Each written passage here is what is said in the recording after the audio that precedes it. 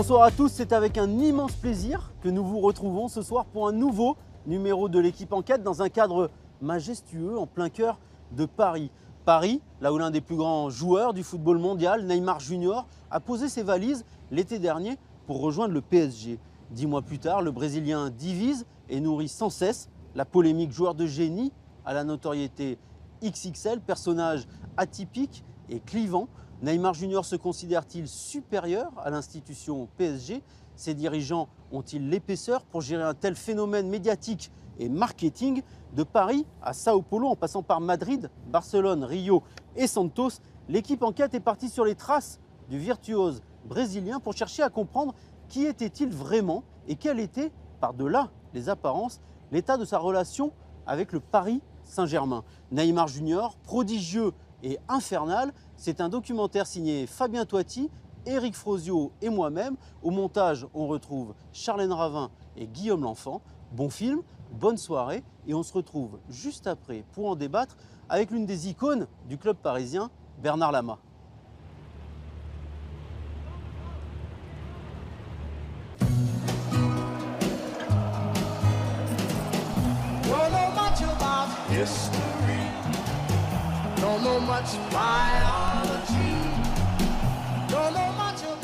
C'est un joueur, il est vraiment dans l'ère du spectacle, dans le divertissement. C'est le plus grand joueur qu'il y a jamais eu en France. Il n'y a jamais eu un joueur comme ça. Un des plus grands talents du football moderne, une marque à lui seul. L'arrivée de Neymar a été un phénomène mondial, avec bien sûr les images du club, de Paris, de la Tour Eiffel. Je me suis dit que ça ferait du bien à la ville et qu'en termes de rayonnement international, ça ne pouvait être que gagnant. Chacune de ces apparitions est véritablement étudiée comme Catherine Deneuve ou Isabelle Adjani. C'est la star fraîche d'aujourd'hui.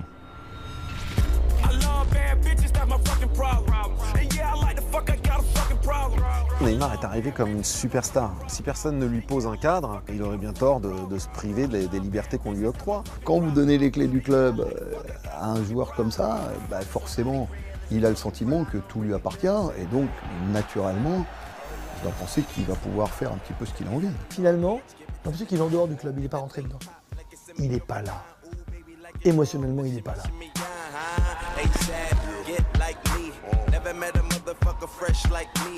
Ele nunca vai ser do tamanho de Ayrton Senna, nunca vai ser do tamanho de Pelé, de Gustavo Kirten, de outros ídolos do esporte brasileiro. Il n'a pas encore cette bouteille, cette autorité qui lui permet d'être au-dessus de tous les autres. Il n'est pas encore exemplaire. C'est un personnage frivole, c'est un peu un Peter Pan, il ne veut pas grandir.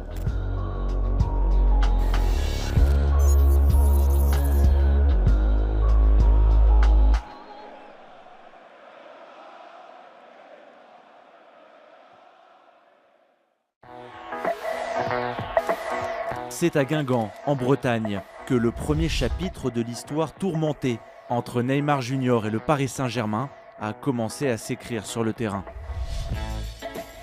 Au cœur de l'été, 10 jours après le transfert retentissant du Brésilien à Paris pour 222 millions d'euros, cette commune de 7000 habitants est ce soir-là au centre d'une attention médiatique mondiale.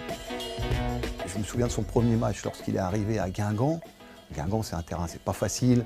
Tu vas jouer en Bretagne, c'est même pas sur la carte, c'est difficile quoi. Et le mec tout de suite, il éclabousse de toute sa classe, son rayonnement. Il s'occupe pas de là où il joue, il essaye de mettre des buts, c'est extraordinaire. C'est une mine d'or. L'effet Neymar est immédiat.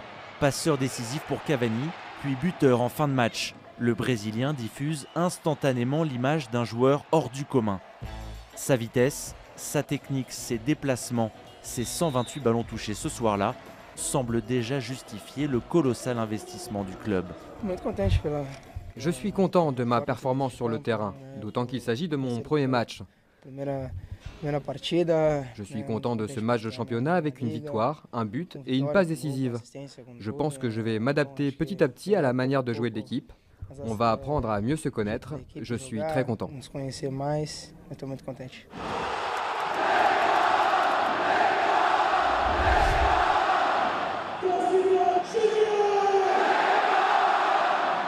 Une semaine plus tard, l'idylle naissante entre le Brésilien et les Parisiens se prolonge de manière spectaculaire. Pour ses débuts à domicile, Neymar livre une prestation éblouissante. Un doublé, 2 passes décisives, un pénalty provoqué et des frissons qui parcourent tout au long de la soirée les tribunes du Parc des Princes. Lorsque un collègue maire sur un autre continent ou en Europe ou ailleurs vient à Paris et il me dit « Ah, mais il y a un match, est-ce que je pourrais pas être là ?» Alors parfois ça peut se faire, parfois pas. Il y a des joueurs extraordinaires depuis longtemps à Paris, mais Neymar était en termes déjà de notoriété, de suivi et d'impact international sans doute au-delà des phénomènes qu'on avait pu connaître avant. De quoi rendre euphoriques les dirigeants du Paris Saint-Germain. Ces images, comme celles de Guingamp une semaine plus tôt, ont été diffusées dans plus de 180 pays par 50 diffuseurs étrangers, valorisant ainsi la marque PSG à travers le monde. Car l'arrivée de Neymar dépasse largement le cadre du sport et de la recherche de la performance. C'est aussi une opportunité unique de permettre au club d'émerger comme une franchise majeure du sport mondial. Nous sommes un club de football lifestyle et l'association avec Neymar prend tout son sens parce que lui aussi dépasse les frontières du football.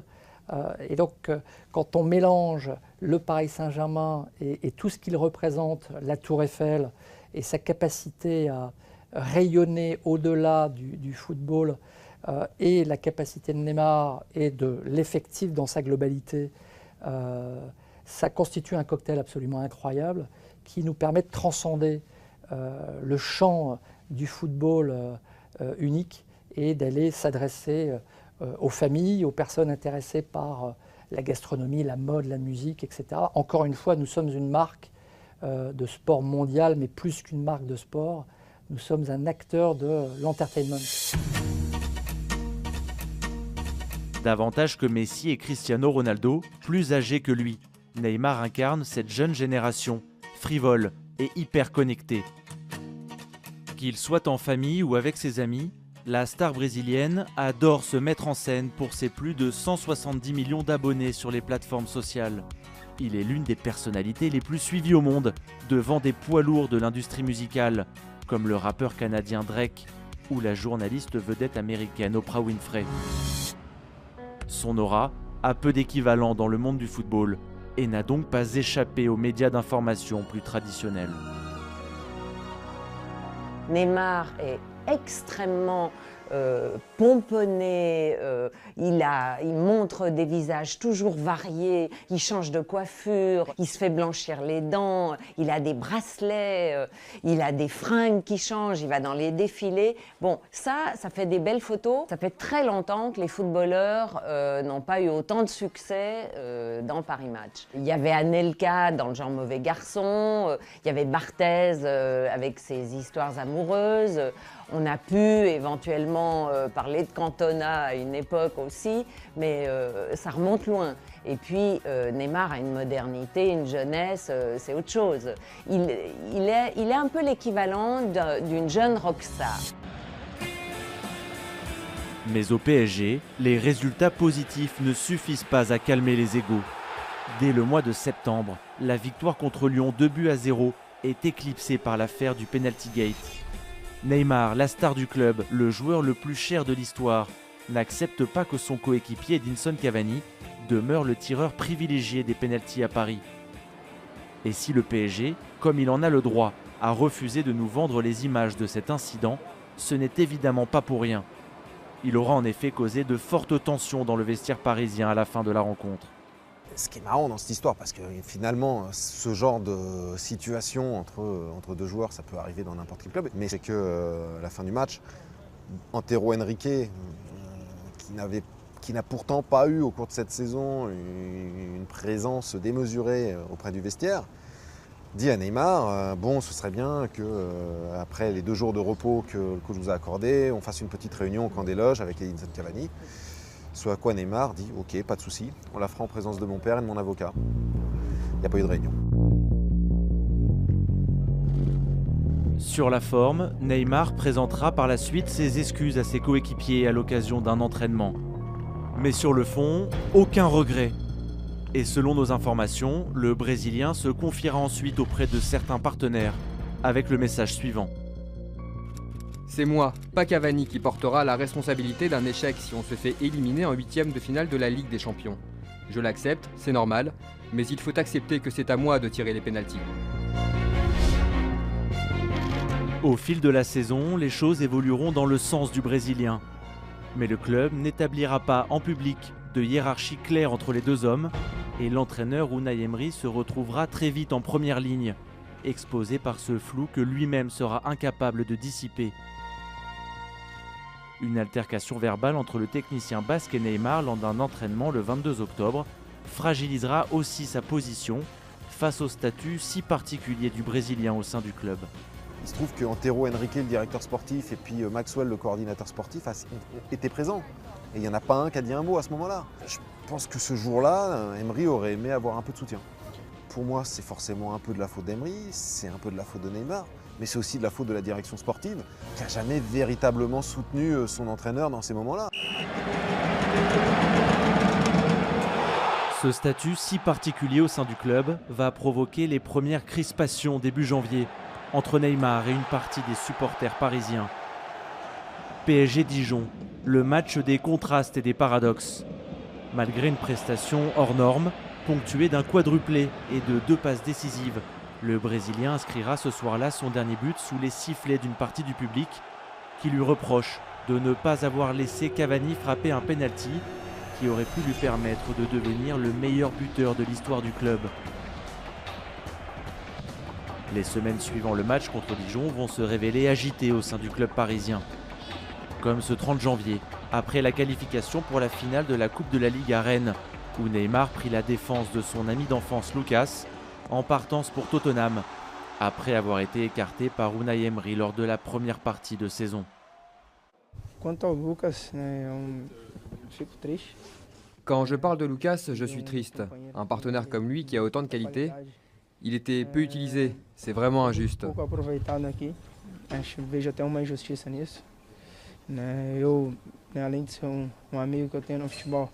C'est mon frère dans le foot, je lui souhaite toute la réussite possible et qu'il revienne en sélection nationale, quel que soit son futur club. Qu'il marque plein de buts. Avec toute la qualité qu'il a, il aurait pu beaucoup nous apporter. Mais je ne suis pas le patron de l'équipe, je ne suis pas le patron du club, ce n'est pas moi qui décide. Si ça n'avait tenu qu'à moi, il n'aurait jamais quitté le PSG.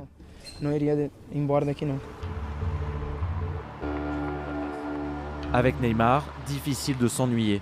Le 5 février, cette fois, la star brésilienne invite 250 convives et tous ses coéquipiers pour fêter ses 26 ans. Une célébration à son image, joviale et démesurée. À 48 heures d'un match de Coupe de France contre Sochaux et 10 jours avant le choc contre le Real Madrid en Ligue des Champions, la médiatisation d'un tel événement interpelle. Quand tu es entraîneur de foot, tu passes 10 ans à travailler la physio, la bio, la psychopéda. Et puis on t'explique que ce qui se passe 48 heures avant un match, pas pour le match forcément 48 heures après, mais pour tout ce qui se passe derrière, il n'y a rien de plus important, la régénération de la testostérone, l'élasticité musculaire, comment refaire un corps en si peu de temps, s'il n'y a jamais le moindre excès et tout. On ne bosse que là-dessus, c'est là où il faut faire vraiment très très attention avec les joueurs. Et quand je vois que c'est validé un anniversaire avec des joueurs un petit peu imbibés jusqu'à 4 ou 5 heures du matin, quand au moins un club cautionne, je pense que le club ne fait pas son boulot. C'est intolérable. Le débat revient alors avec insistance. L'institution PSG est-elle assez forte pour gérer l'ouragan Neymar? Les dirigeants parisiens, présents à l'anniversaire, ont-ils les moyens de s'opposer à leur joyau? Comment canaliser les humeurs d'un tel joueur, élevé au rang de superstar et dont l'aura médiatique dépasse celle de son employeur? Comme il est tellement grand, il est tellement énorme, il a coûté tellement d'argent, il est tellement fort, il a tellement d'impact sur l'équipe, il y a des fois les conséquences sous-jacentes qui sont un petit peu moins, comment dirais-je, qui nécessitent effectivement une gestion particulière, et là ça se complique. Le Brésilien Leonardo, ancienne gloire du club et ancien directeur sportif au début de l'ère qatari, s'était enthousiasmé de la venue de son compatriote à Paris, mais il avait aussi mis en garde son ancien club. Neymar est charismatique et impertinent, Paris adore ça, mais la manière dont tout ça va être géré est primordiale. Le club doit rester le plus important, le joueur ne peut jamais se sentir plus grand que l'institution. Jamais, même le meilleur du monde. Et c'est en interne que tu donnes cette dimension. Le PSG doit être plus important que Neymar, c'est obligé. Sinon, on ne verra pas le meilleur Neymar non plus. C'est une star mondiale. Neymar, c'est quand même un des plus grands joueurs du monde aujourd'hui. Mais je veux dire, il ne faut pas faire en sorte, dans les yeux d'un dirigeant, que Neymar soit autre chose qu'un joueur du Paris Saint-Germain comme les autres joueurs. Il faut le gérer de la même façon. Parce qu'après, dans un groupe, dans un collectif, ça peut créer des problèmes. Ça peut créer des problèmes. Parce qu'il ne faut pas qu'on croie ou qu'on sente qu'il n'y a que de la considération pour tel ou tel joueur. Donc il faut trouver un équilibre. Comment voulez-vous faire une équipe avec un joueur qui a avec un statut de superstar et avec un club qui le laisse faire ce qu'il veut? Je sais ce que c'est que de gérer des stars, même des stars un peu compliquées. Il m'est arrivé de travailler avec une méga star qui s'appelle Jean-Claude Van Damme, Bernard Tapie, Nicolas Sarkozy. Bon, je crois qu'ils n'ont rien à envier à Neymar. Mais sauf que la seule façon de les gérer, c'est de les traiter comme s'ils s'appelaient Jean-Claude, Bernard ou Nicolas. Si vous les traitez avec le statut de star, vous êtes mort. Vous ne les gérez pas, vous les subissez. Et c'est ce qu'a fait le PSG. Très discret sur le sujet tout au long de la saison, les dirigeants parisiens ont exceptionnellement accepté de nous recevoir à leur siège de Boulogne-Billancourt pour évoquer les problématiques entourant la gestion d'une superstar comme Neymar. Il y a beaucoup de rumeurs. Le football, le Paris Saint-Germain, Neymar sont des sujets qui font vendre. Il y a une citation que j'aime bien, c'est qu'on parle de vous, c'est affreux, mais il y a une chose qui est pire, c'est qu'on n'en parle pas.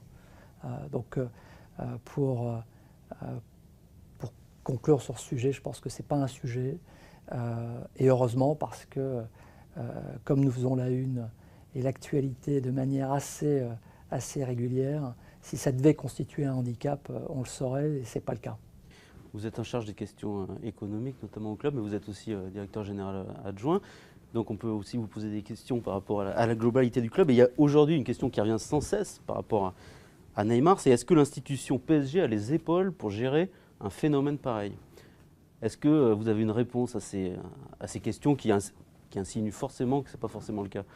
Écoutez, le club est un club jeune. Paris Saint-Germain est un club jeune qui s'est profondément transformé en 6 ans. Le fait qu'un joueur de ce calibre, le fait que des talents comme lui, Mbappé et les autres avant lui, Beckham, Ibrahimovic, Cavani, Verratti, Alves, aient fait le choix de rejoindre le club, c'est un signe et un marqueur important des réalisations et du projet du club. Et donc ce sont des atouts qui aujourd'hui viennent renforcer le projet du Paris Saint-Germain et évidemment que l'institution est capable d'accueillir ce genre de talent. Sinon, il ne serait pas venu et il ne nous aurait pas rejoints et il ne resterait pas au club.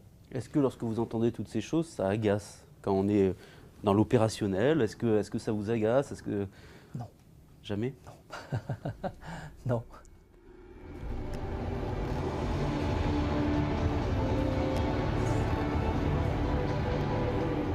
Toutes ces polémiques et ces questionnements sur la gestion du cas Neymar ont été ravivés par le cuisant échec face au Real Madrid en 8e de finale de la Ligue des Champions.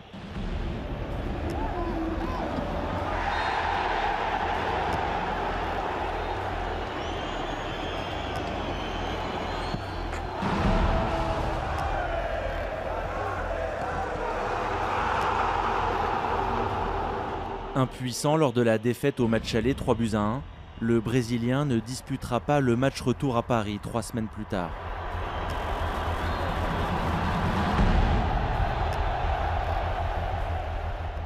L'opération Neymar, comme d'autres champions qui sont arrivés et qui vont arriver à Paris, c'était en relation à la victoire d'une Champions League. Donc le fait de ne pas pu avoir vu Neymar déjà contre Real Madrid et après, bien sûr, avec une qualification ensuite, ça donne un goût un peu amer dans ce côté-là. Donc je pense que c'est un peu exagéré la critique en France vis-à-vis de Neymar par rapport à lui. Blessé à une cheville face à l'OM en Coupe de France, l'attaquant parisien partira se faire opérer au Brésil. Des tensions apparaîtront dès lors entre les staffs médicaux de la Seleção et du PSG. Une incompréhension qui atteint son paroxysme lorsque le père de Neymar annonça lui-même à la télévision brésilienne l'indisponibilité de son fils, court-circuitant ainsi la communication du club de la capitale. Président, est-ce que vous avez été agacé d'entendre le père de Neymar communiquer avant le Paris Saint-Germain? Non, non, pas du tout. Si vous faire le média toujours, vous faire la polémique, mais... C'est une question. Oui, oui, je sais, je réponds à la question, monsieur. Pour nous, non, on est très solide. Je vous remercie, sa père, parce qu'il est resté ici jusqu'après le match de Madrid, parce qu'il veut rester avec le club. Il veut vraiment montrer on est une famille. Comme c'est pas comme vous veut dire, lui il communiqué, on communique, on est la même famille. Lui, nous, ici, je veux remercier le père de Neymar parce que vraiment il est très gentleman. Vraiment, qu'est-ce qu'il a fait pour nous? Il est resté ici, il a été dans le match, il lisait sa fils pour le club, pour l'équipe. Vraiment grand gentleman, grand monsieur. Quand Nasser Al-Khelaifi le remercie de rester lui assister au match. Alors que franchement, il devrait être content, le Neymar senior, d'assister à PSG Real Madrid. Je ne pense pas que ce soit une sinécure. Je pense que là, c'est Nasser qui va un peu trop loin dans la flatterie. Quand un président de club se sent obligé d'être autant dans la flagornerie, ça peut poser un problème. Ouais. Concrètement, au club, on était fâchés. On n'a rien dit à Neymar senior, si ce n'est merci d'être venu voir PSG Real Madrid.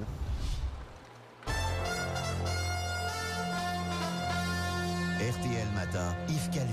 Le Tout Info avec Amandine Bégaud pour tout entendre de l'actualité de ce 7 mars. Bonjour Amandine. Bonjour Yves, bonjour à tous. Et d'abord la gueule de bois des supporters parisiens. Après Barcelone et l'humiliante remontada la saison passée, ce sont cette fois les Madrilènes du Real qui ont stoppé Paris. Victoire 2-1 au Parc des Princes. Prestation parisienne insipide. Et côté joueurs, une déclaration qui sème le trouble ce matin. Je lui demande de rester. Appel, comme si c'était nécessaire, du Brésilien Marquinhos à son coéquipier, compatriote et ami Neymar, absent pour blessure.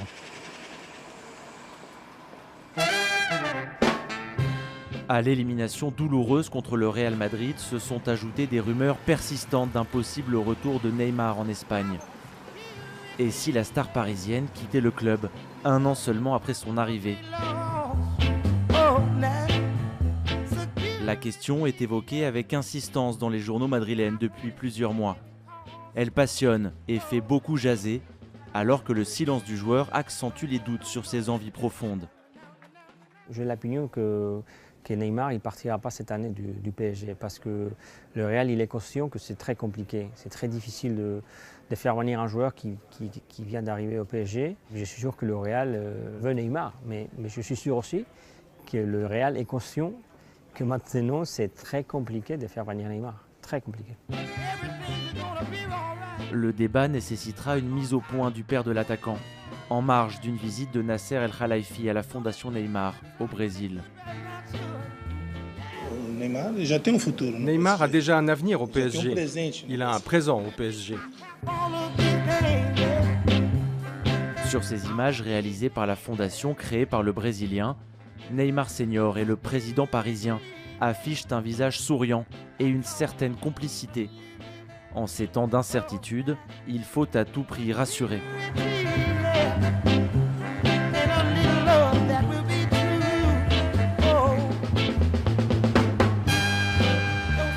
En France comme au Brésil, l'actualité de la star est une telenovela à elle seule.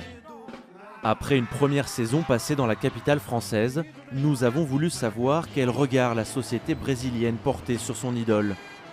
Demeure-t-il cette icône incontestée de la Seleção? Les critiques sur son comportement ont-elles toujours escorté son chemin? Nous avons traversé l'Atlantique pour nous rendre sur sa terre natale. Santos, Rio, Sao Paulo, où entre fascination et dépit, ses amis d'enfance, ses premiers éducateurs, des représentants de la société civile et d'anciens joueurs nous ont livré leurs impressions sur l'évolution du personnage et son ancrage dans la société brésilienne.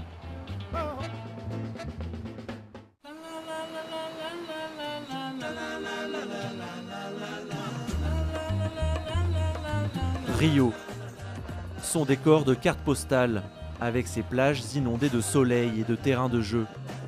C'est dans cette ville cosmopolite de 6 millions d'habitants que débute notre aventure brésilienne.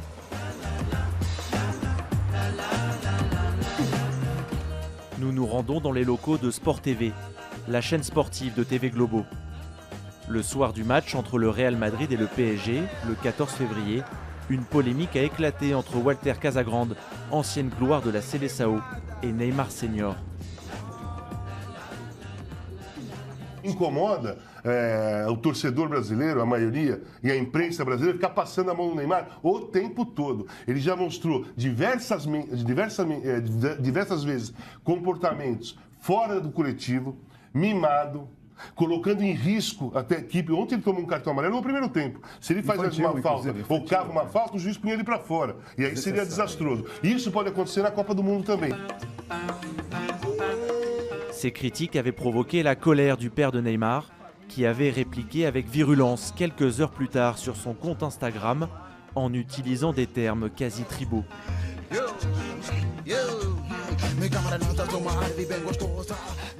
Dans une guerre, il y a ceux qui s'alimentent des victoires et ceux, comme les vautours, qui s'alimentent des carcasses des défaites. Ils profitent d'un micro et d'une carrière de joueur sans éclat pour distiller leur frustration. Mais n'oubliez pas, on a perdu une bataille, pas la guerre. La guerre de mon fils, il la pratique depuis tout petit, en évitant les vautours et en renaissant toujours plus fort. Quant à vous, les vautours, vous allez avoir faim et il vous restera à avaler vos phrases aussi pourries que la viande avariée.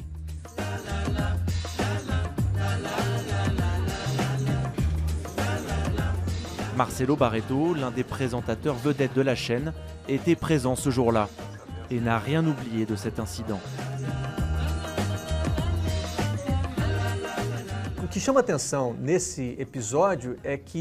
Ce qui m'a interpellé dans cet épisode, c'est que l'entourage de Neymar a répondu, ce qu'il n'a pas l'habitude de faire. Neymar est pas mal critiqué au Brésil, principalement pour son comportement en dehors du terrain. Et l'expression que Casagrande a utilisée, mimado, enfant gâté, c'est une expression courante ici pour qualifier Neymar. Mais comme c'est venu d'une personnalité comme Casagrande, un ancien joueur de la Seleção, cela a gêné ceux qui s'occupent de la carrière de Neymar. Mais en fait, Casagrande n'a rien dit de nouveau. Neymar, aux yeux des supporters brésiliens, c'est une idole, mais nous connaissons ses défauts.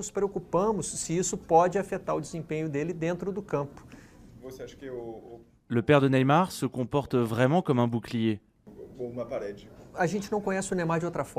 En fait, on ne connaît pas Neymar d'une autre façon. Neymar, c'est un phénomène de notre époque. Il a toujours été protégé par l'entreprise de son père. Il y a toujours eu ce mélange entre la famille et le business. Neymar n'a jamais été un personnage indépendant. Il n'a jamais été un Ibrahimovic, un Cantona, un mec qui fait ce qu'il veut quand il veut et qui se moque de la réaction du marché. Il a toujours été géré par l'entreprise familiale, celle de son père. Famille et business ont toujours été liés.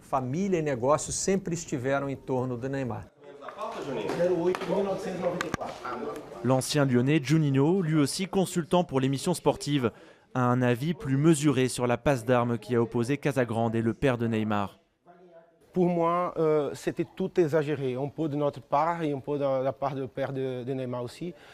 Pour moi, personnellement, je suis Neymar depuis longtemps, depuis qu'il a commencé le foot. Pour moi, il n'est pas très loin de Messi et de Cristiano Ronaldo. Ses performances, pour moi aussi, elles étaient formidables au Paris Saint-Germain, jusqu'au jour qu'il casse ses pieds. Il laisse son équipe jouer sans lui, malheureusement pour le PSG. Moi, je ne trouve pas que son comportement, il passe à côté.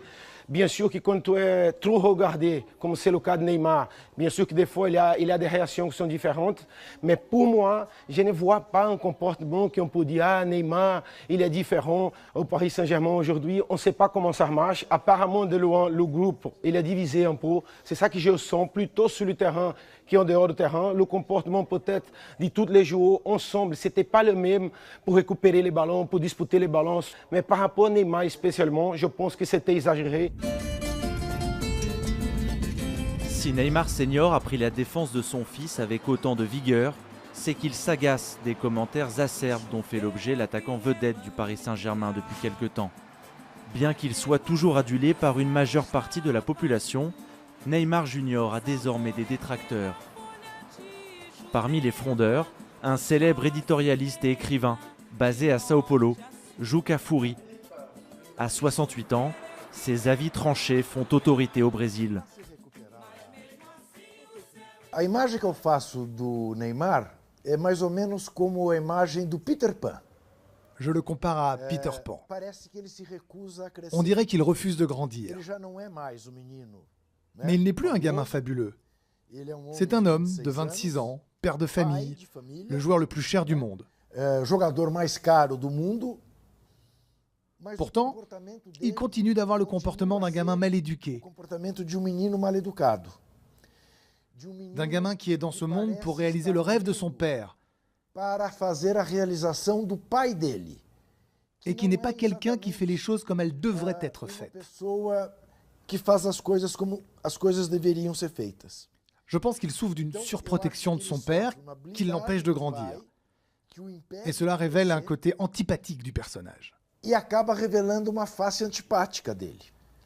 Mas não gosto da atitude dele. Je n'aime pas certaines de ses attitudes, notamment celle d'avoir assisté au match contre le Real Madrid ici au Brésil et pas à Paris. L'attitude de quelqu'un qui a des engagements avec ses supporters, avec son club, qui a fait tant d'efforts pour le recruter, aurait été d'assister au match à Paris et pas au Brésil.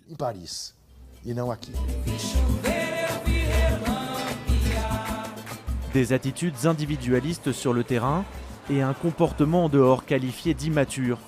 Ces opinions, parfois relayées en France, se répandent également chez les observateurs brésiliens. Quand Neymar est dans l'ostentatoire au lieu d'aider son prochain, quand il se moque d'un adversaire au lieu de lui tendre la main, quand il fait des blagues comme s'il était un gamin qu'il n'est plus, je m'interroge. Il a 26 ans, il est le leader de la Seleção, qu'il doit mener à la 6e étoile. Cela me semble évident qu'il est mal entouré et mal conseillé. Mauvais conseiller, trop interventionniste, les critiques affluent sur Neymar Senior. Pour autant, ce père de famille a toujours œuvré, en privé comme en public, à la réussite de son enfant. Depuis les débuts de son fils à Santos, en mars 2009, il est à la fois l'agent, le conseiller, le père aimant et protecteur, qui encaisse les coups et les distribue. Il lui a forcément fallu beaucoup d'énergie et de caractère pour protéger un joyau comme Neymar, star des terrains depuis son adolescence, élevé au rang de successeur du roi Pelé.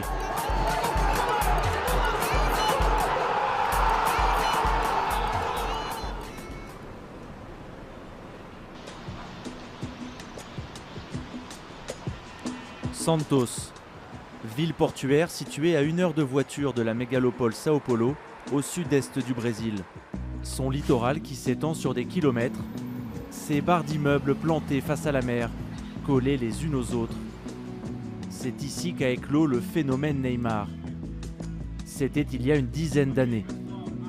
Sur ces images d'époque, la jeune pépite s'était livrée à nos caméras sur sa passion du ballon rond et son enfance, heureuse et modeste.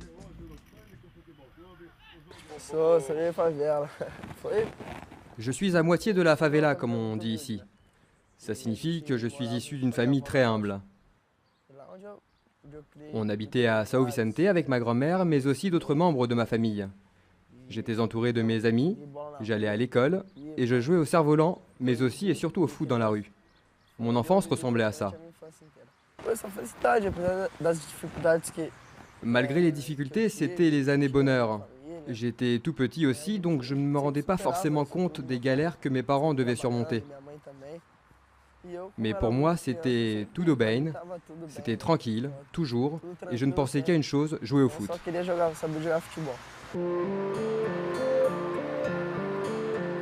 Les belles années, joyeuses et insouciantes, à jouer au football dans la rue. Doudou s'en souvient parfaitement. Avec ses faux airs de Pablo Escobar, il fut l'ami d'enfance de Neymar jusqu'à ses 16 ans et son partenaire de jeu privilégié. J'habite ici depuis que j'ai 3 ans. J'ai connu Neymar quand il avait 5 ans. On a fait des tests, on est tombé dans la même équipe. C'est comme ça que notre amitié est née. On affrontait les gamins plus âgés, on avait 8-9 ans. On jouait contre des gars qui en avaient 14-15. Mais on arrivait quand même à les battre. Les perdants devaient payer un coca, un soda. En fait, nos adversaires étaient un peu nerveux, vu ce qu'on faisait avec le ballon. Neymar, il a toujours été le plus habile, le plus technique. Il driblait, feintait. Moi, j'étais plutôt le passeur. Avant que Neymar Junior ne devienne une star, les deux familles des jeunes garçons étaient très proches et passaient anniversaires et vacances ensemble. Neymar est ici.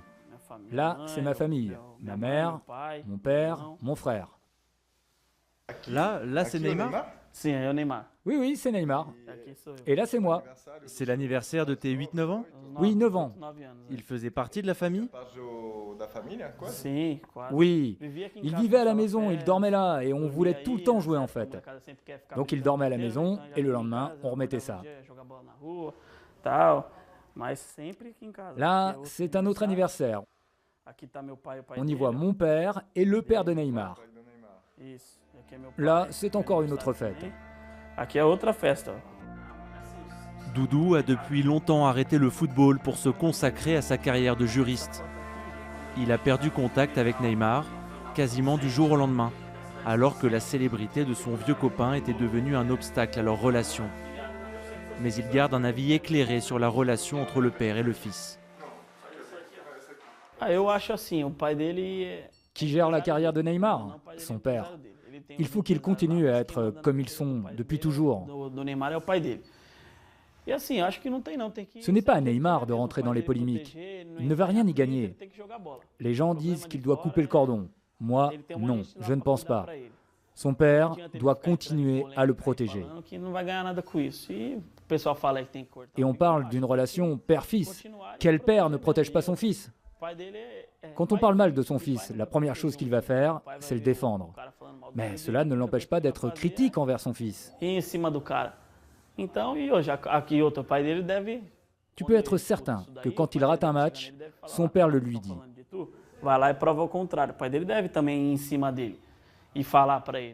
Et qu'il insiste sur les responsabilités qu'il a aujourd'hui.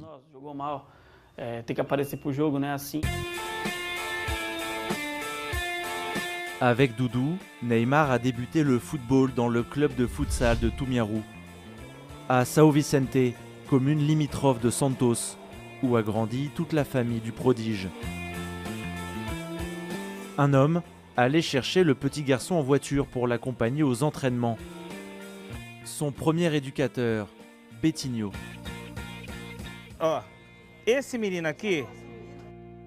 Betinho est aussi celui qui a découvert Robinho, l'ancienne star du Real Madrid et de Manchester City. Il a conservé intactes des dizaines d'archives photos et coupures de presse, des années passées avec les deux cracks brésiliens.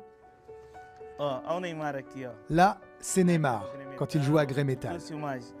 Là, c'est Gabigol et Vitor Andrade. Neymar aqui, pela Neymar, eu tinha trabalho no Jabaquara. Foi durante 2 anos aqui o Neymar trabalhou aqui. Neymar s'est entraîné ici pendant 2 ans. Dans le coin là-bas, il a marqué un penalty qui valait 400 abdos. Celui qui ose aller marquer un but qui vaut 400 abdos, c'est qu'il est sûr de ne pas perdre. S'il perdait, il devait faire 400 abdos. Oui, il y avait une première série, un penalty raté, c'était 30 abdos. Tout le monde était obligé d'y aller. Deuxième série, c'était 50 abdos. Ensuite, 100. Aí, quem é covarde e não quer mais nada, para. À 100 abdos, il y en avait déjà 10 qui abandonnaient. Neymar, lui, il restait. La suivante, c'était 200. Il y allait. 300, ele ia. Aí quando chegou 400, né, eu falei, aí para. Et à 400, tout le monde arrêtait. Mais lui, il y allait encore. Il n'avait jamais peur. C'était dans son caractère. Não pode ter com medo, né? Aí é igual samba. Aí o cara vem, ele... Ah, peguei. Le futsal jusqu'à 14 ans, puis une ascension fulgurante au sein du club de Santos. Vocês aprendem. Neymar. Facilidade do Neymar. Levitando o jogador do Santos. Aí o Neymar protegeu, fez o drible. Que lance do Neymar! Que golaço! Début de légende, un premier contrat pro à 17 ans, escorté de sommes d'argent déjà colossales pour un gamin très vite convoité par le Real Madrid, le Barça et Chelsea. International brésilien à 18 ans, son statut de superstar a parfois provoqué d'importants remous au sein de son propre club et suscité des réactions stupéfiantes de ses adversaires. Je suis extrêmement déçu. J'ai travaillé dans le foot toute ma vie. J'ai très rarement vu quelqu'un d'aussi mal éduqué, sportivement parlant, que ce garçon Neymar. J'ai beaucoup travaillé avec les jeunes, toute ma vie je les ai accompagnés. L'heure est venue que quelqu'un éduque ce garçon.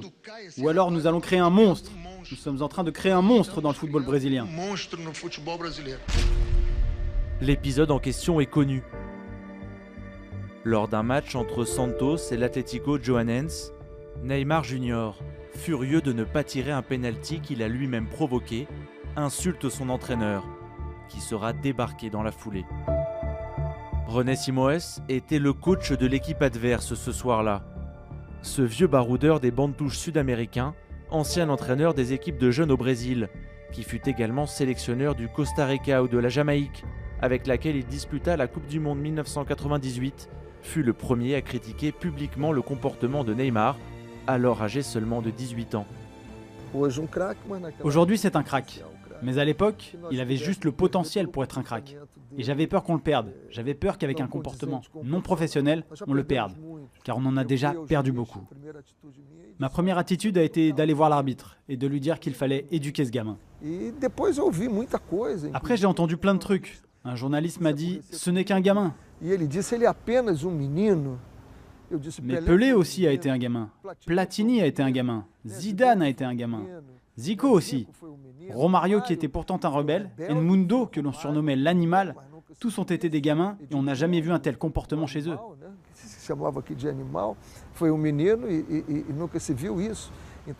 Neymar ne respectait pas les règles, j'ai donc pensé qu'il fallait intervenir.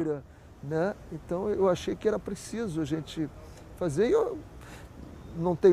je n'ai aucun mérite. C'est son entourage qui l'a fait réagir ensuite.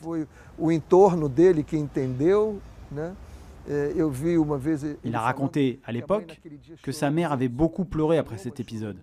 Et je crois que les larmes de sa mère l'ont aidé à devenir un professionnel mieux équilibré.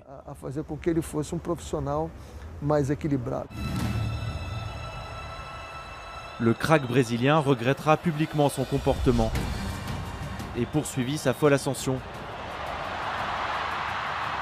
Héros du Brésil lors du Mondial 2014, qu'il porta sur ses épaules malgré une pression gigantesque.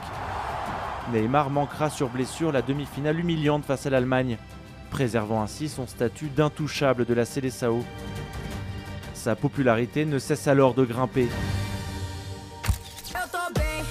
À 22 ans, il est déjà une pop star dans son pays et collectionne les contrats publicitaires avec une vingtaine de marques. Les Brésiliens adorent sa belle gueule et suivent avec gourmandise sa relation amoureuse avec une autre star du pays, la mannequin Bruna Marquezine. Neymar apparaît même dans des telenovelas, ces feuilletons populaires dont raffolent les Brésiliens. Tá maluca? Neymar, agora eu sei que você é grande jogador. Aqui, vou chamar a segurança. Não. Olha pra mim que eu tô aqui, euzinha inteirinha só pra você. Bora, vai, me faz um passe, me pega, me driba, me pega. Me pega, me rola, me driba. Sai daqui. Aí! Pega, tira na rede, chuta a bola no gol. Eu sou sua mãe. Eu eu vou te ajudar, você vai arranjar outro milionário, viu? Mas muito mais milionário do que o Neymar, e você vai agarrar pra...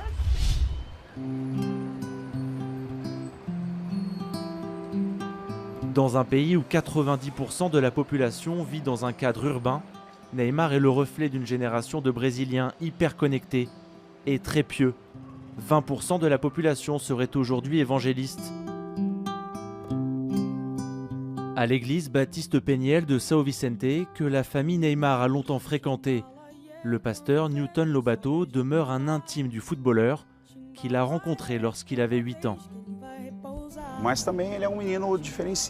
C'est un garçon différent. Quand il était à l'église, il se comportait bien avec tout le monde. Même quand il a commencé à devenir connu, il passait du temps, des après-midi ici. Il prenait des photos avec des fidèles, avec les enfants, souvent les plus démunis. Il a toujours été humble. Il appréciait d'être proche de ces gens-là. Vous êtes toujours en contact, non? Il paraît que vous échangez par WhatsApp. Oui, on maintient le contact. Quand il y a une nécessité, on est ensemble. Là, récemment, il y a eu son opération. J'ai prié pour lui. Par WhatsApp, je lui ai envoyé des messages pour lui demander comment ça allait. J'accompagne sa vie. Même si on est loin, grâce à la technologie, on reste proche. Neymar fut aussi, quelque part, le miroir de son pays, qui a connu un développement économique effréné ces 20 dernières années. Il était ce héros d'un Brésil conquérant, émergent, le porte-drapeau d'une nation enfin tournée vers la modernité. Mais aujourd'hui, la société brésilienne est en crise et traverse la pire dépression économique de son histoire. Des ménages surendettés, des violences urbaines, des scandales de corruption qui se multiplient. Le plus grand pays d'Amérique latine est au bord de la crise de nerfs. C'est-à-dire que les gens, je crois, en général, ils en ont marre. Ils en ont marre de cette corruption, de cette inefficacité. Nous, les Brésiliens, on est toujours optimistes. On dit toujours le pays de l'avenir, etc. Depuis un certain temps, on disait l'avenir est arrivé, ça y est, on y va, on a réussi. Et tout d'un coup, boum, tout est retombé. Tous les gens qui étaient un peu passés à la classe moyenne, qui avaient réussi à consommer un petit peu, ils sont tous en train de retomber dans la misère. Donc ça, c'est terrible, parce que quand vous avez connu un peu de prospérité, revenir en arrière, c'est horrible. Donc il y a une sorte de grande fatigue et une grande déception. Et c'est ça qui me fait peur au Brésil actuellement, c'est que beaucoup de monde ne croit plus qu'on ait vraiment un avenir. Dans tous ces débats qui agitent la société, il est reproché à Neymar son silence face à la crise générale que traverse le pays. Você imagine atleta brasileiro. Tu imagines un athlète brésilien de son importance dans un pays qui est dans une telle situation depuis 4 ans et tu n'as aucune réaction de sa part? Cela te donne un peu la mesure de la bulle dans laquelle il vit et qui l'empêche de se transformer en citoyen du monde. Je ne vais pas le comparer à Socrates, mais je peux le comparer à Rai, que les Parisiens connaissent très bien. Et voyez la différence. LeBron James, par exemple, il se bat contre le racisme, sans doute parce que quand il était jeune, il a dû en souffrir.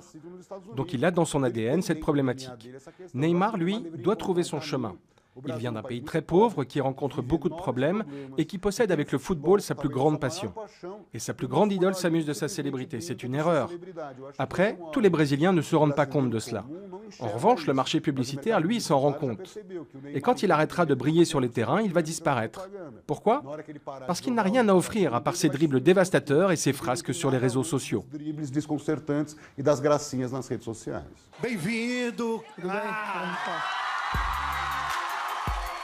Lors d'une émission à la télévision brésilienne, une question a été posée à Neymar sur ce thème. Tout le monde veut que tu donnes ton opinion sur tout.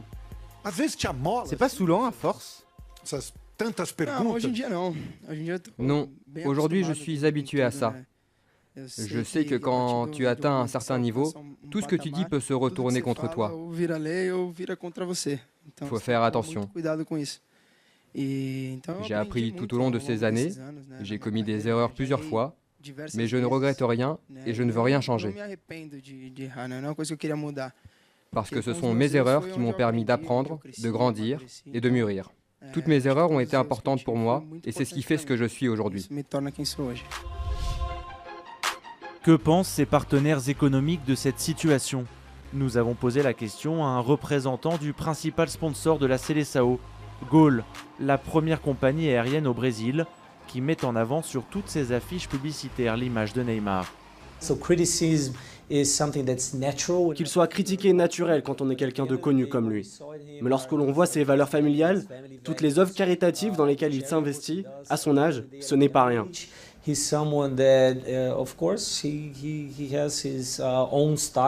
sûr, il a son propre style, mais il est attentif à ses coéquipiers, il s'occupe bien de sa famille, il prend soin de ses fans également. Nous estimons qu'il est spécial, surtout pour les enfants. Il véhicule des valeurs très positives, c'est pourquoi nous pensons qu'associer notre image à la sienne a du sens.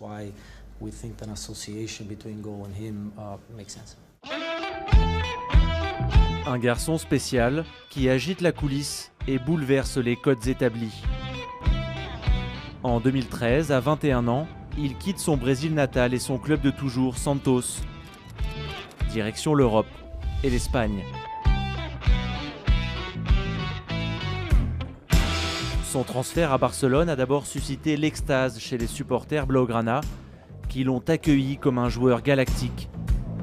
Mais les conditions de son arrivée ont rapidement soulevé beaucoup d'interrogations.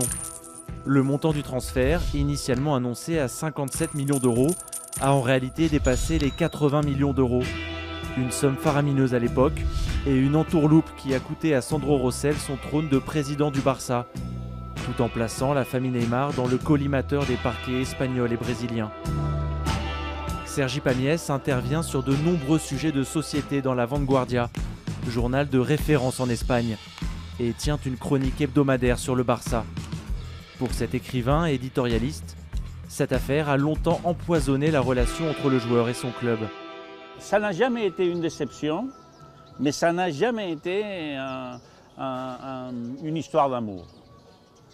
Il y a eu toujours l'impression qu'il ne donnait pas assez pour ce qu'il avait coûté. Parce qu'il y a eu tout de suite la polémique pour le contrat, le prix, tout ça, ça a été très très polémique avec beaucoup d'avocats. C'était un joueur, quand il y avait l'anniversaire de sa sœur, il avait toujours un problème, alors il pouvait aller au Brésil.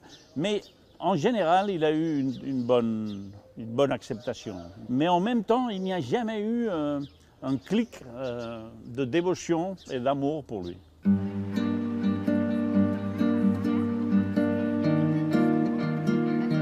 À Barcelone, où le respect de la vie privée des joueurs est beaucoup plus marqué qu'ailleurs en Europe, l'hygiène de vie du Brésilien et son goût pour les soirées qui se prolongent ont très rarement suscité de polémiques durant ces 4 années passées au club.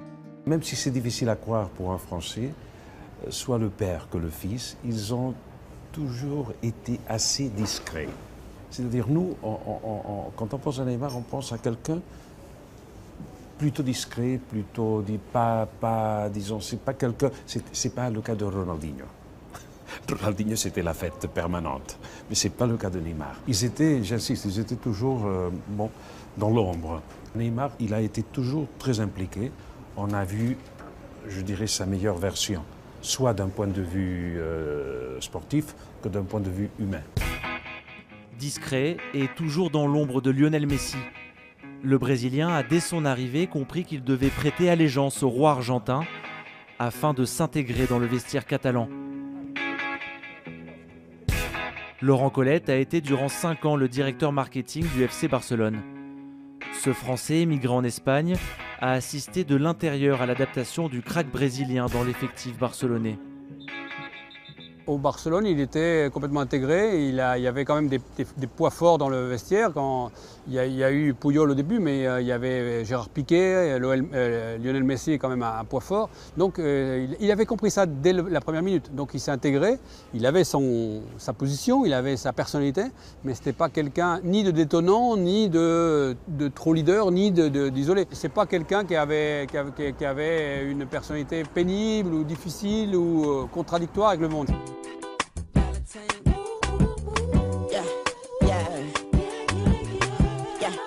Un Neymar plutôt discret donc, et toujours dans l'ombre de Messi. À Barcelone, pour la première fois de sa jeune carrière, le Brésilien ne se trouve pas au centre de toutes les attentions, éclipsé par le génie et la toute-puissance du meneur argentin dans l'institution catalane. Depuis le premier jour jusqu'à le jour qu'il est parti, chaque fois qu'on parlait avec lui après les matchs, dans les interviews, tu pouvais le questionner par le soleil à Barcelone. Et dans la réponse, il disait que Messi était le numéro 1. Il a dit toujours lui, du premier jour au dernier. Et lui, il savait où il était. Là, il était le numéro 2. Le numéro 1, c'était Messi. Et dans un futur, le numéro 1, c'était pour lui. Mais il a voulu être numéro 1 avant et c'est pour ça qu'il est parti à Paris.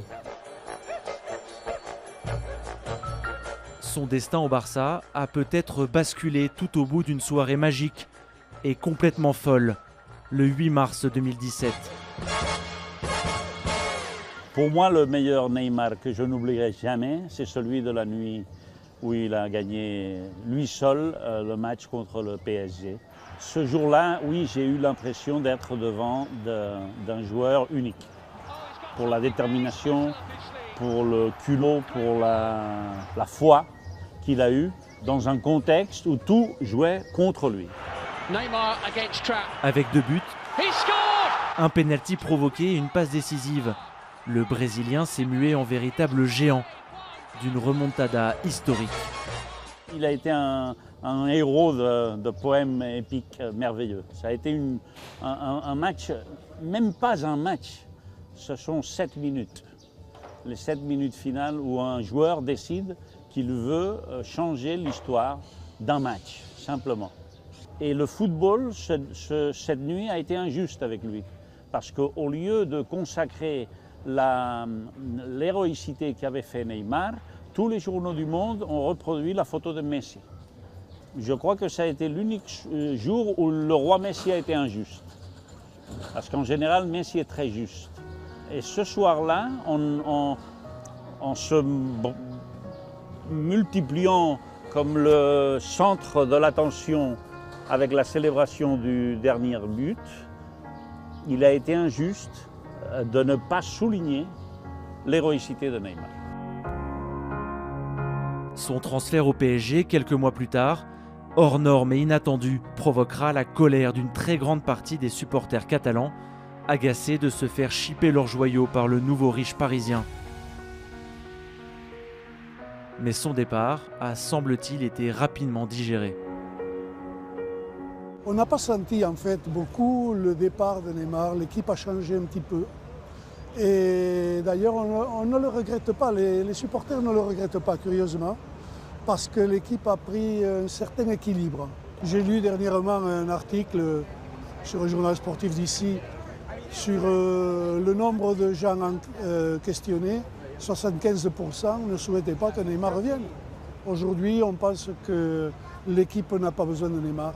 D'ailleurs, quand je l'ai vu jouer au Paris Saint-Germain, il fait des choses qu'il ne faisait pas ici, il est devenu beaucoup plus personnel. De là, peut-être les problèmes qu'il a avec Cavani. J'ai vu des phases de jeu où il aurait pu passer le ballon, il a voulu finir et il ne finit pas. Donc ça, c'est un problème. Un Neymar aux 2 visages donc, sur la retenue et dévoué au collectif à Barcelone, davantage soliste et leader omnipotent à Paris, qui misait tant sur lui jusqu'à sa blessure le 25 février dernier. Depuis, le lien semble dégradé entre le Brésilien et une partie des supporters parisiens. Point culminant de ce désenchantement, le 15 avril dernier, lorsque le PSG décrocha le titre de champion de France en écrasant Monaco 7-1. Neymar, toujours en convalescence au Brésil, postera ce soir-là une photo sur un réseau social, s'affichant devant des écrans d'ordinateur en train de jouer en ligne au poker. Une communication hasardeuse, jugée inacceptable par certains supporters interrogés devant le Parc des Princes ce soir-là. Neymar, on n'en veut plus. On n'en veut plus. Si le Real il prend un carton, on le laisse. On n'en veut plus Neymar. Il n'a pas la passion. Il n'a pas la passion. Il n'a pas la passion. C'est ça qu'on veut nous. Il était même pas là pour célébrer avec nous. Il n'est même pas venu célébrer. Il était pas là. Comment? Tu restes au Brésil? Non. On veut que tu sois avec nous du début à la fin, mon frère. On veut que tu sois avec nous du début à la fin. Que tu pleures pour nous. C'est tout. Reste sur Instagram. Qui reste sur Instagram, c'est mieux. Mais Neymar, la première chose que je ferais, c'est déjà qu'il appartienne vraiment aux supporters, qu'il appartienne aux Parisiens. C'est qu'il aille vers les gens, qu'il sourie un peu, qu'il soit en relation avec les gens. Ok, c'est une star, et alors? Avec le prix qu'il est payé, il peut quand même aller vers les gens. Demandez aux supporters s'ils ont une émotion vis-à-vis de Neymar. Vous allez voir, vous allez être surpris. Vous allez être très surpris. Parce qu'ils se disent, c'est pas qu'ils se foutent de leur gueule, mais ils s'en foutent. Je me demande ce qui est le plus grave. Je me demande ce qui est le plus grave. Moi, j'aimerais qu'un Neymar, voilà, s'achète une petite sincérité, même feinte. Il y a bien quelqu'un qui va parler à Neymar. Il y a quelqu'un qui va dire, oh mec, tu sais combien tu gagnes par mois? Tu sais comment on t'a payé? Tu sais quels sont nos objectifs? C'est le public qui fait un club. C'est le public qui fait la passion d'un club. Sans le public, on n'est rien. Donc tu vas vers eux. L'image est capitale dans ce business.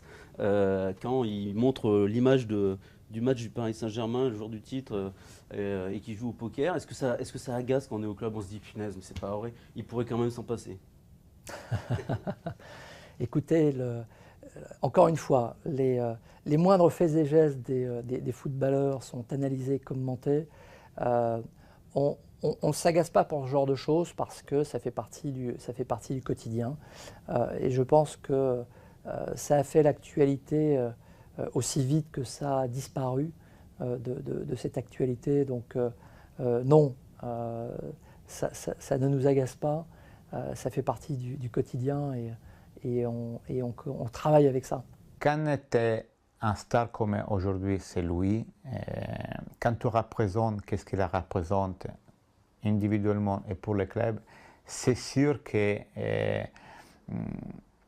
faut faire un peu plus attention dans certaines choses. Après, il ne faut pas non plus penser que chaque chose qu'il fait, qu'il dit, qu'il poste, il peut être vraiment contrôlé à 100% parce que, en tout cas, aujourd'hui, avec la médiatisation qu'il y a, avec les networks, les sociaux, tout ça, c'est difficile de penser d'être parfait à les yeux des autres. Et donc, forcément, il y aura toujours quelque chose que ça ne colle pas, que ça ne va pas, qu'il peut être critiqué. Ça fait partie du jeu, essayer de trouver des choses pour lui donner des angles, entre guillemets, négatifs à avoir pour pouvoir discuter et parler. Mais ça fait partie de n'importe quelle star, dans n'importe quel domaine.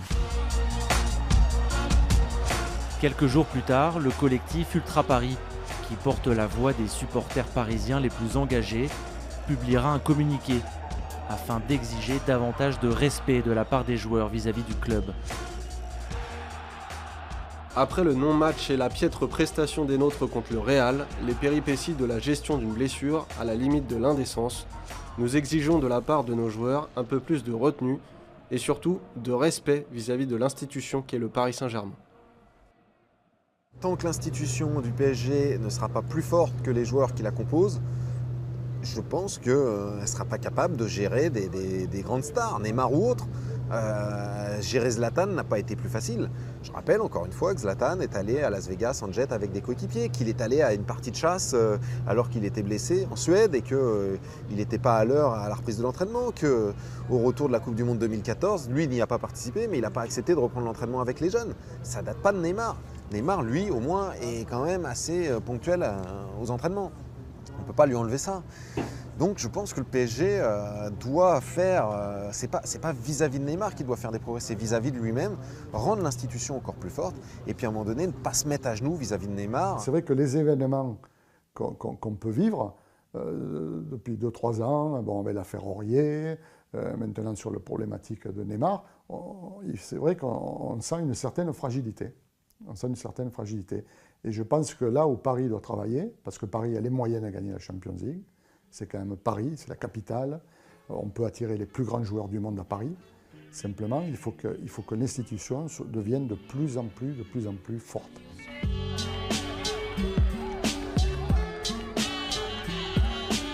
Dans la continuité de ces débats, Edinson Cavani a regretté lors d'une émission sur RMC le manque d'osmose dans le vestiaire parisien, qui serait, selon le buteur uruguayen, l'une des causes des résultats insuffisants du club en Ligue des Champions.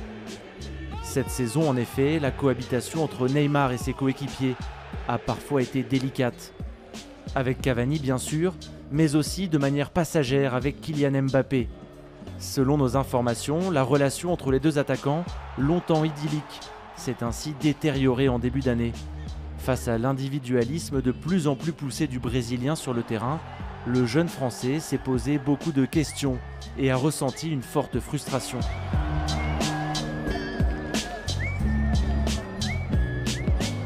Neymar est un joueur qui a besoin de galons. Je ne sais pas combien de galons. Je crois que maintenant il en a trop. Et que ça a une influence négative dans son jeu et même dans son image. Il a trop de galons pour l'instant. Alors, quand il aura l'autorité pour avoir ses galons, ça sera un joueur extraordinaire. Mais pour l'instant, je trouve qu'il a plus de galons que de jeu. Unai Emery a-t-il su gérer le phénomène Neymar? A-t-il été suffisamment soutenu par son employeur? Le Basque n'a pas souhaité répondre à nos sollicitations. Afin de lui permettre d'exprimer son point de vue dans ce documentaire, nous avions contacté son frère, Igor, qui gère les intérêts et la communication du technicien espagnol. Au cours de cette conversation téléphonique, il était revenu à demi-mot sur les liens entre les deux hommes cette saison. Vous pouvez simplement dire que mon frère, il a été en contact tout le temps avec Neymar et qu'il est toujours. Vous pouvez tout simplement savoir ça. C'est un joueur difficile à gérer quand même. C'est pas n'importe qui. C'est une personne. C'est un être humain. Tu pourrais mettre ça alors. Et c'est tout. Vous pouvez mettre ça, oui, c'est la vérité. Ah oui, ça c'est une vérité. On peut pas, là au moins on peut pas la contester. Écoutez, c'est une personne qui peut être contente, qui peut souffrir, qui peut sourire, qui peut pleurer. Voilà, c'est ça. Neymar, je suppose que vous êtes pareil. Moi, je suis comme ça. Tout le monde est comme ça.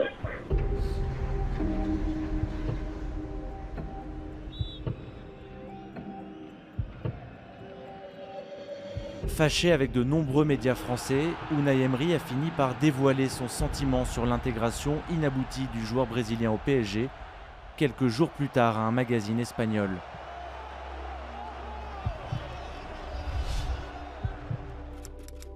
Mon opinion est qu'au PSG, le leader s'appelle Neymar. Ou plus exactement, le leader s'appellera Neymar, car il est en train de le devenir. Et Neymar est venu au PSG pour être le leader, pour vivre ce processus nécessaire afin de devenir le numéro 1 mondial. C'est un processus auquel il manque encore un peu de temps afin de se consolider. À Manchester City, le chef c'est Pep. Au PSG, le chef doit être Neymar.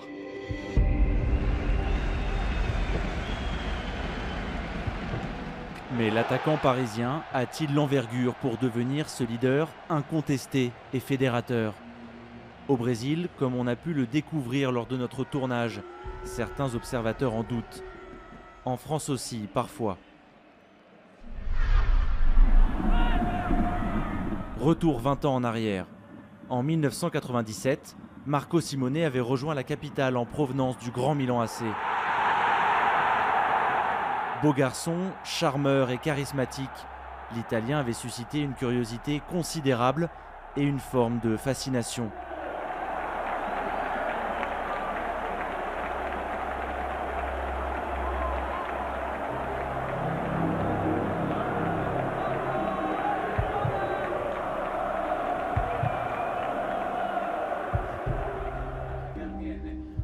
Une star sur le terrain et en dehors, jusqu'à apparaître dans des magazines People aux côtés de son épouse, à une époque où les footballeurs quittaient rarement la chronique sportive. Il nous livre son point de vue sur la personnalité de Neymar.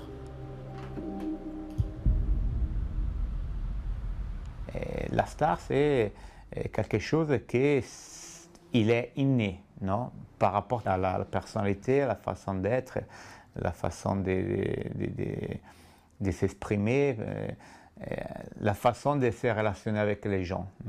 Ce n'est pas par rapport au fait qu'il est un grand footballeur. Donc, Neymar, c'est sûr, c'est un star mondial au niveau football.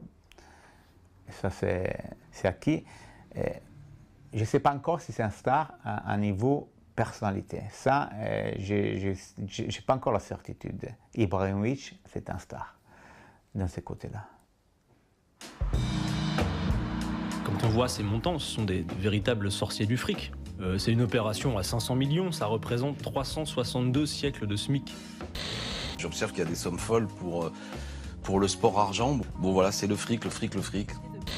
L'ordre du jour appelle la discussion de la proposition de loi de M. Michel Zumkeller visant à instaurer une taxe sur les transferts de sportifs professionnels. Si le comportement et l'immaturité de Neymar auront suscité quelques incompréhensions, l'accueil qu'il a parfois reçu au sein de la société civile dit beaucoup du rapport que la France peut entretenir avec les footballeurs les plus riches, malgré la satisfaction affichée par le président de la République, Emmanuel Macron. C'est un marqueur en quelque sorte. Les partis de gouvernement montrent volontiers leur proximité avec le monde du football.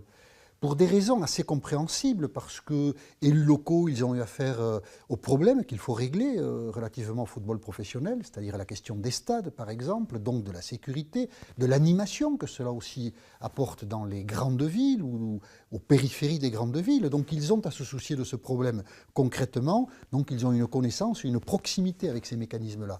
En revanche, d'autres partis qui se construisent un peu contre la société, qui proposent des contre-modèles pour la société, qui sont volontiers anti-libéraux, ont eux une distance politique presque idéologique avec le football. Il y a un clivage assez net. Ça a été un peu le sentiment que moi j'ai eu toujours depuis que je suis en France, pas seulement dans le football, mais au niveau sportif, c'est cette, on peut l'appeler jalousie ou cette méfiance vis-à-vis des personnes qu'ils arrivent à un succès ou qu'ils ont du succès. Il y a un peu cette mentalité. Et c'est dommage parce que, je répète, la France, il a eu des interprètes, pas seulement dans le sport, mais dans son histoire, qui aujourd'hui, c'est des références. Donc, il doit être, par mentalité, habitué à la grandeur, à les succès, non, à les victoires. Mais il garde cet esprit, souvent, de jalousie par rapport à ces personnes. Culturellement, ces élites politiques, économiques, intellectuelles se passent très bien du football. Donc en gros, la France n'est pas un pays de football et ça reste une pratique culturelle qui est cantonnée à un certain milieu social, même si ça change depuis une vingtaine d'années. En Italie, par exemple, la grande bourgeoisie milanaise, elle a son abonnement à la Scala de Milan et son abonnement à San Siro, et les deux sont complémentaires. C'est-à-dire qu'on ne voit pas le football à autant de lettres de noblesse que le chanteur, que la prima donna à la Scala pour l'ouverture de la saison. Pour autant, l'arrivée de Neymar au PSG l'été dernier a participé au rayonnement et à l'attractivité de la ville de Paris. C'est une forme d'honneur, en fait, de pouvoir attirer l'un des... C'est quand même considérable comme formule. L'un des 3 meilleurs joueurs du monde. C'est quand même... Ça peut être une tête de cochon, ça peut être un type pas sympathique, peu importe. Sa valeur, elle est au bout des pieds. Et ça diffuse quelque chose de positif. Qui plus est dans ce pays où on est rarement habitué à se réjouir de quelque chose et à commenter des bonnes nouvelles. Neymar, avec bien sûr les images du club, de Paris, de la Tour Eiffel, je suis sûre que ça nous a apporté aussi, bien sûr, de l'attractivité et des touristes en plus. On était déjà en train de reconquérir des touristes, puisque Paris, après les attentats, avait vraiment beaucoup baissé en matière de fréquentation touristique. La campagne sur les Jeux Olympiques a permis vraiment, en tous les cas, moi je me suis engagée pleinement pour être l'ambassadrice de ma ville et aller dire dans le monde entier, revenez à Paris, c'est là que ça se passe, cette ville extraordinaire et nous sommes debout et nous vous attendons. Et puis l'arrivée de Neymar était une bonne nouvelle supplémentaire qui, je pense, a aussi boosté l'attractivité de Paris.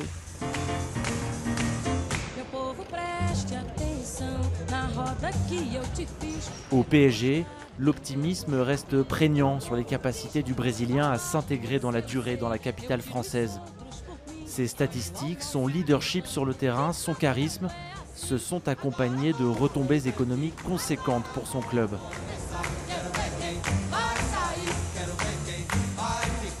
Il y a un impact immédiat quand on réalise ce type de mercato sur les ventes de billets.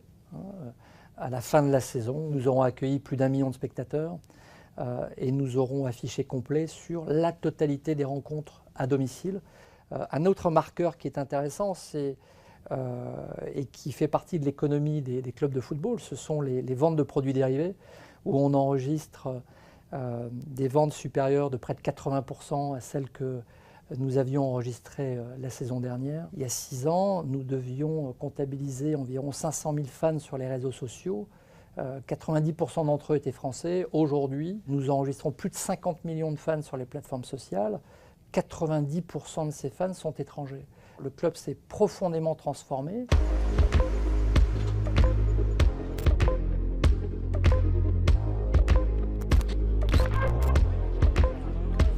Aussi spectaculaire que tourmentée, la première saison de Neymar Junior au Paris Saint-Germain est un curieux mélange de promesses magnifiques et de fortes turbulences.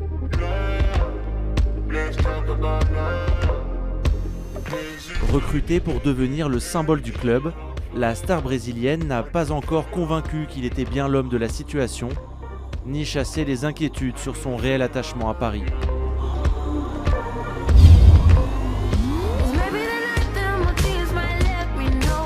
La saison prochaine, la pression sur ses épaules sera à la hauteur des attentes colossales que toute une ville a placées en lui.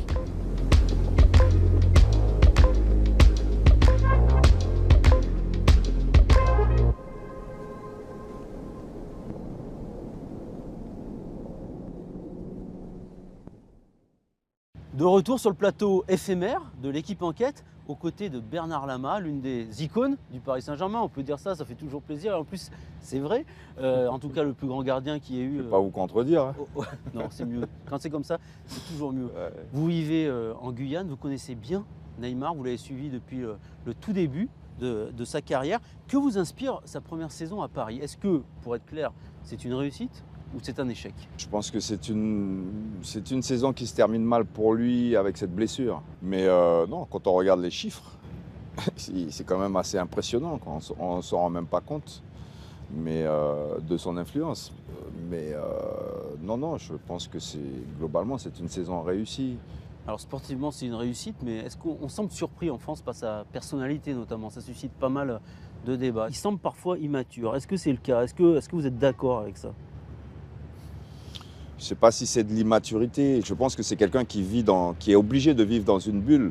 C'est un garçon qui vit en marge de la société depuis qu'il a démarré, depuis qu'il a commencé à jouer en professionnel. C'est une vraie pépite, donc qui est couvée un peu par tout le monde, par tout un pays. Mais est-ce que du coup, ça implique qu'il se sente un petit peu intouchable quelque part et qu'il ait un comportement lié à cela? C'est un garçon qui vit peu ou prou comme une diva. C'est une diva. Donc à partir de ce moment-là, on doit nous aussi s'adapter. On doit aussi s'adapter parce qu'on a le privilège de voir jouer quelqu'un comme ça, de voir évoluer quelqu'un comme ça. Ceux qui ont pu voir évoluer Michael Jordan, ils en parlent encore aujourd'hui. Ce sont des personnes différentes. Mais comme je dis, c'est une diva. Mais c'est positif ou c'est négatif d'être une diva? C'est ni l'un ni l'autre. Ce sont des gens qui ont un autre statut, qui est de diva. C'est pour ça qu'ils portent un nom particulier et qui ont une aura qui dépasse l'entendement des fois. Après, ramener ça dans le contexte d'un club, ramener ça dans le contexte du Paris Saint-Germain, il ne faut pas l'oublier, qui est un club jeune, qui est né en 1970, qui est né après moi. Donc, qui n'a pas une histoire aussi pesante que les autres clubs, qui fait que quand on y arrive, diva ou pas, il y a un cadre qui est bien établi et qu'on est obligé de respecter. Donc je pense que c'est aussi pour ça qu'il y a tout ça, qu'il y a toutes ces incompréhensions et peut-être comment dirais-je, l'impression que les choses ne sont pas forcément très bien maîtrisées. Justement, on dit que Neymar se croit au-dessus de l'institution. Est-ce que vous êtes d'accord avec ça? C'est à lui qu'il faut poser la question. Je pense que l'institution club n'est pas encore suffisamment forte pour gérer beaucoup de choses. Je pense aussi qu'il y a beaucoup trop de guerres internes. C'est pour ça que je pense que le club doit grandir aussi, doit se servir de cette année, de cette expérience, de cette gestion, pour échanger avec son joueur aussi. Pour aller plus loin avec le joueur aussi, pour bien lui faire comprendre qu'il est un ambassadeur maintenant du pays, il est un ambassadeur de la France, il joue dans la capitale. C'est terrible quelque part pour un club qui met 222 millions d'euros sur un joueur et que quelque part ça se retourne presque contre lui en termes d'image. C'est-à-dire qu'on reproche au PSG aujourd'hui, et à juste titre en tout cas à nos yeux, de ne pas être assez fort pour gérer un phénomène pareil. Oui, mais comment il va progresser s'il ne prend pas le risque de prendre Neymar? Et justement, c'est en vivant les choses qu'on apprend et qu'on progresse. Quand on regarde les autres clubs, on voit beaucoup d'anciens dans les autres clubs. Ce n'est pas forcément le cas au Paris Saint-Germain. Donc il y a une transmission du vécu, une habitude du haut niveau qu'il faut avoir, quoi, et qui pèse quand un joueur arrive quelque part. Je pense que la leçon, enfin en tous les cas, je l'espère, elle a été retenue et que le club va progresser à ce niveau-là aussi. Il est quand même géré par des gens qui sont intelligents, qui ont fait de très grandes études. Donc maintenant, à eux de démontrer que. Mais les études ne suffisent pas. Le vécu est très important aussi, quoi. Est-ce qu'on est trop dur quelque part avec le PSG? Je ne sais pas si on est trop dur. Je pense qu'on n'est pas forcément toujours juste. Je pense que la France a toujours eu ce complexe-là, de toutes les façons, de sa capitale. Et c'est ça que je trouve dommage. Je trouve dommage Et c'est pour ça que je dis aussi qu'il y a tout un travail qui doit être fait aussi. Hein. L'opinion publique, ça se travaille aussi, hein, il me semble. Mais vous-même, vous parliez des anciens, par exemple, de la culture des anciens. Est-ce qu'avec les anciens, ils se comportent bien, les dirigeants actuels du PSG? Enfin bon, moi, je n'ai pas de problème particulier. Bon, je pense que tout ça va se normaliser et que ce n'est pas forcément une obligation qu'il y ait des anciens. Il faut être compétent aussi, il faut avoir de la compétence. Il faut se développer en dehors du terrain aussi. Donc c'est pas un dû.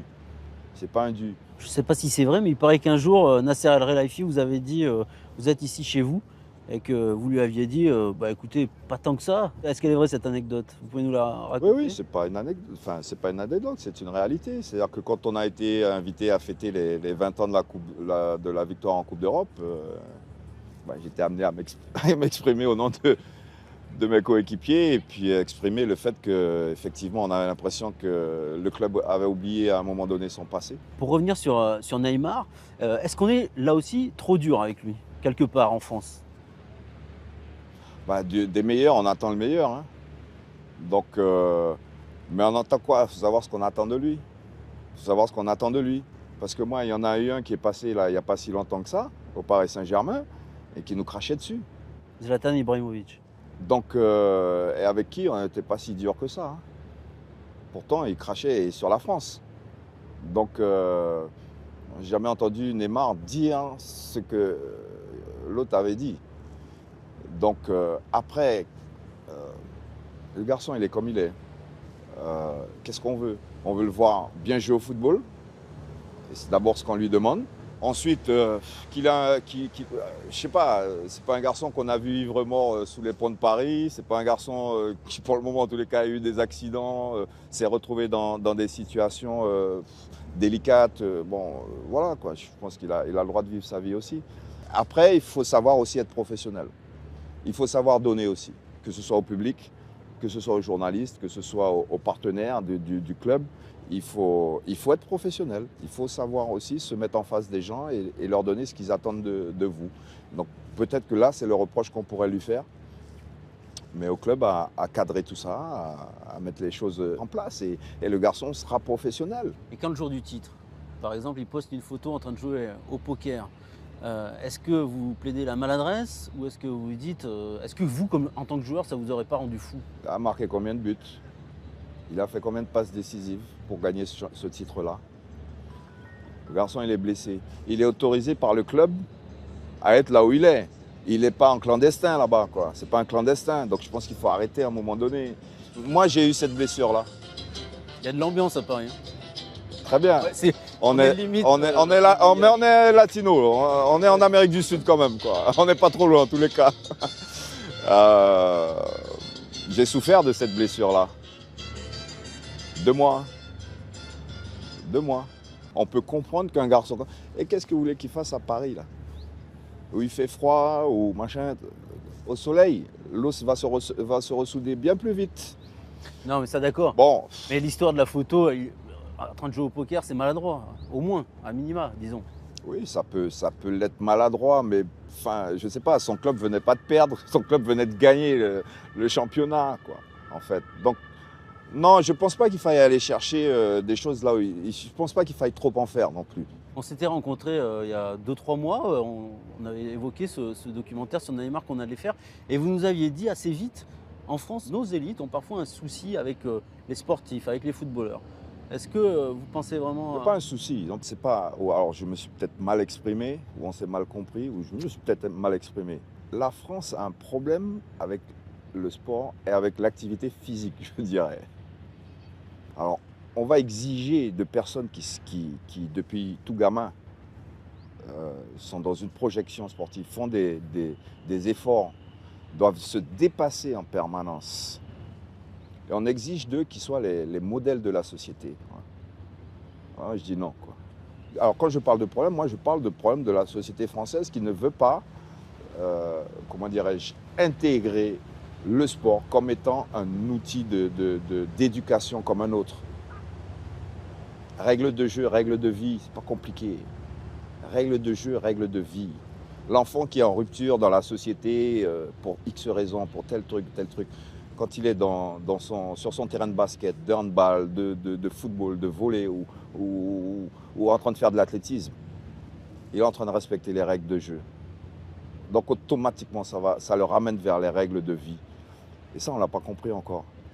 Un enfant qui, au primaire, fait 5 heures de sport par semaine est plus performant qu'un enfant qui ne fait pas de sport. Il est plus performant, ça veut dire qu'il sera meilleur étudiant.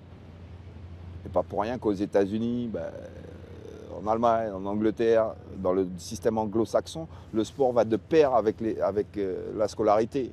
Nous, c'est l'inverse. On nous fait on appelle ça des certificats médicaux pour ne pas aller au sport, pour ne pas faire d'efforts. Donc c'est après pour ça qu'on entend dans les tribunes trop payer, trop payer, trop payer. C'est quoi trop payer? Est-ce que pour résumer, pour finir sur Neymar, il faut avoir un esprit critique, dire qu'il doit sans doute progresser sur certaines choses avec son club en parallèle, mais il se faut aussi être un peu indulgent. En gros, est-ce que c'est ça votre discours? Oui, il faut les deux. Moi, ça fait maintenant, j'ai arrêté en 2001, d'accord? Régulièrement, je viens au parc. Jamais sauté comme ça, comme je l'ai fait depuis que Neymar est arrivé, quoi. Et puis il y a ce côté-là aussi où il doit progresser dans sa relation à l'autre. Je pense qu'il doit mûrir aussi en tant qu'homme. Je pense qu'il a des objectifs très élevés à titre individuel. Et je pense qu'il faut qu'il comprenne que tout seul, il n'y arrivera pas. Donc non, je pense que c'est une belle histoire qui démarre. Il ne faudrait pas que nous, on la gâche. Parce que quand on voit un joueur comme Neymar, on ne sait pas quand est-ce qu'on en reverra un comme ça, quoi. On ne sait pas quand est-ce qu'on aura cette chance-là. Donc à nous de bien savoir l'utiliser, de le chouchouter, parce que voilà. Mais de faire les choses en bonne intelligence aussi, quoi. Et c'est vrai que là-dessus, nous avons à progresser en France et le PSG a progressé aussi là-dessus. Merci Bernard Lama d'être venu spécialement de Guyane pour l'équipe Enquête. Merci aussi à la compagnie des bateaux mouches de nous avoir permis de faire ce voyage au départ du pont de l'Alma. Et puis permettez-nous d'avoir une pensée pour Henri Michel qui est décédé le 24 avril dernier. En septembre 2016, il nous avait reçus chez lui à Aix-en-Provence pour raconter son incroyable carrière. Il avait eu 1000 vies et ne regrettait rien, disait-il. C'était un homme à part du football français et on pense bien à lui ce soir. J'ai toujours été un peu excessif dans tout. Du jour où on m'interdit quelque chose, vous êtes sûr que je vais le faire. Ça a été un peu ma vie, oui. Je suis allé à l'excès souvent, que ce soit dans l'effort, que ce soit dans la bêtise, que ce soit dans la fête, dans ce que vous voulez, dans le travail. Oui, voilà, ça s'appelle la générosité, non?